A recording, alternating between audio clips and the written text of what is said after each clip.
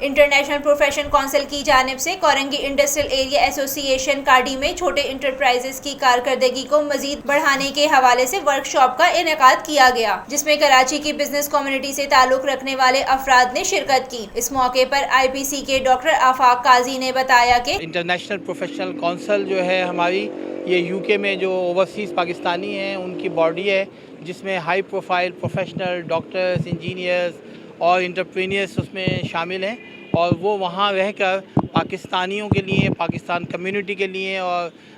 کام کرتے ہیں، اور پاکستان کی جو بزنس کمیونٹی ہے، اور جب یہ یو کے وغیرہ جاتے ہیں تو ان کو وہاں کی جو بزنس کمیونٹی ہے اس سے کوارڈینیٹ کراتے ہیں تاکہ ان کے لیے اپرچونیٹی کریں۔ یو کے چیپٹر سے کنٹریبیوشن کی گئی چیریٹی ورک کی، اس کی کافی بڑی رقم، فنڈز اور بہت سارے اجناس اور چیزیں لے کے پورا ڈیلیگیشن آیا، اور اس نے ابھی کشمیر جا کے وہاں جو ارتھ کویک کے متاثرین لوگ تھے ان میں نہ صرف چیک، پیسے، بلکہ تمام اس طرح کی ضروریات آئٹم جو ہیں ان میں ڈسٹریبیوٹ بھی کیے ہیں۔ عام آدمی کو تو فائدہ اس سے ہوگا نا، جو اس کو اویئرنیس نہیں، اس کو اویئرنیس آ جائے گی، اس کو پتہ، اس کو معلوم پتہ چل جائے گا۔